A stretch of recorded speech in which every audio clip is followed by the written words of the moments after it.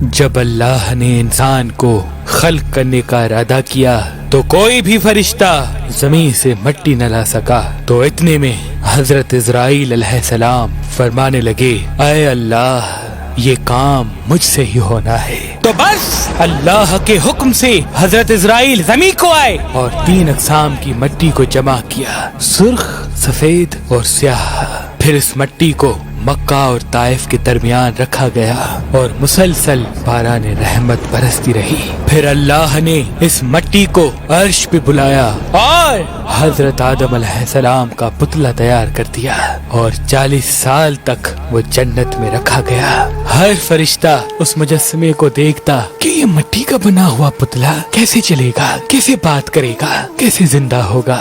40 سال تک اللہ نے اس نشانی کو قائم رکھا، اور پھر ایک دن جنت کے تمام فرشتوں کو حکم دیا کہ آج میں اپنی اس میں روح ڈالوں گا، اور جب ایسا ہو تو تمام فرشتے اس آدم کو سجدہ کر دینا۔ سب فرشتے حیرت سے پتلے کو دیکھ ہی رہے تھے، اتنے میں اللہ نے اس مٹی کے مجسمے میں اپنی روح ڈالی تو آدم علیہ السلام نے چھینک لی، اور تمام فرشتے سجدے میں گر کے اللہ کی تعریف کرنے لگے سوائے ابلیس کے، اور وہ تکبر اور حسد کر بیٹھا۔ اللہ نے اسے اپنی دربار سے نکال دیا۔ پھر اللہ نے حضرت آدم سے بی بی حوا کو پیدا کیا، اور ان کی جنت میں کی گئی غلطی کے سبب ان کو زمین پہ بھیج دیا، اور یہ حکم نافذ کیا کہ اب جنت میں وہی آئے گا جو یہ ثابت کرے کہ وہ ہمارا فرما بردار ہے۔ اور یوں انسانوں کے لیے دنیا میں امتحانات کو رکھا گیا تاکہ ہر انسان امتحان دے کر اللہ کو راضی کر کے جنت تک پہنچ سکے۔ تاریخ نے لکھا جب آدم و بی بی حوا زمین کو آئے تو 200 سال تک ایک دوسرے سے جدا رہے اور اللہ سے معافی مانگتے رہے۔ بالآخر اللہ نے ان کی توبہ قبول کی۔ حضرت جبریل علیہ السلام انہیں مکہ میں جبل عرفات پر چھوڑ آئے اور وہ ساتھ رہنے لگے، اور پھر اللہ نے حضرت آدم کو حکم دیا کہ وہ خانہ کعبہ تعمیر کریں، اور حضرت جبریل اور حضرت آدم نے مل کے ایک گھر کا نشان قائم کیا جس کو بعد میں تعمیر حضرت ابراہیم علیہ السلام نے کیا،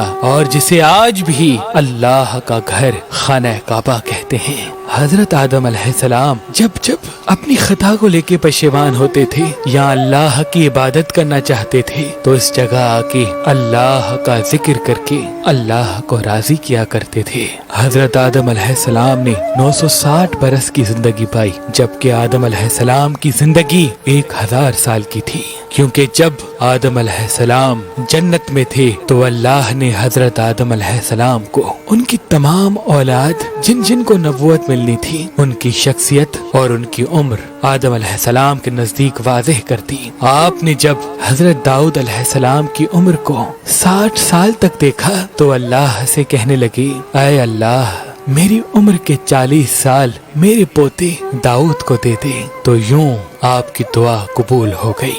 اللہ نے آدم علیہ السلام کو 2 فرزند عطا کیے، حابیل و قابیل، لیکن شیطان کے وسوسے، حسد اور نفرت نے جب قابیل کے ہاتھوں سے حابیل کو قتل کروا دیا تو حضرت آدم علیہ السلام اندر سے ٹوٹ گئے اور بار بار اللہ کی دربار میں دعا مانگنے لگے۔ تو ایک دن اللہ نے جبریل امین کو آدم علیہ السلام کے پاس بھیجا اور فرمایا، اے آدم، اللہ تمہیں ایسا بیٹا دینے والا ہے جس کے نسب سے انبیاء و اولیاء زمین تک پہنچیں گے، اس کا نام شیس رکھنا۔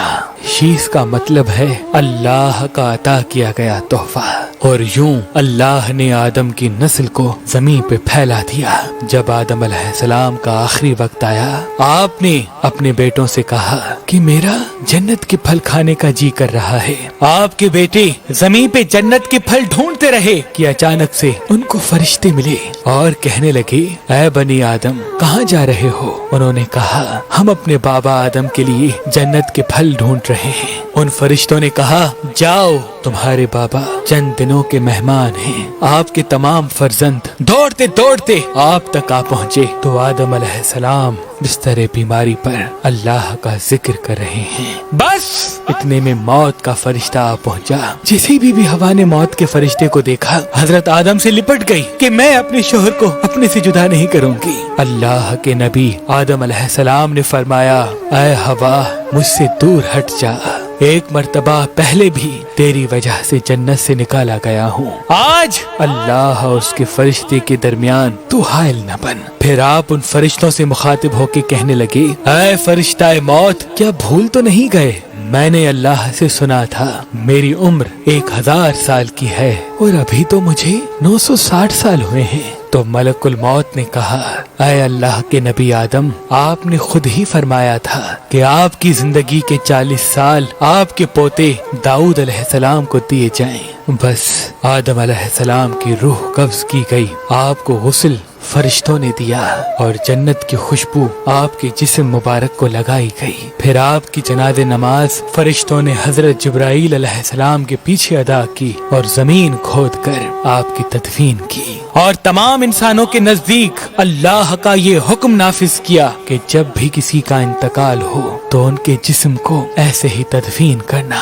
आज भी उन फरिश्तों की सुन्नत पे अहले ईमान अमल कर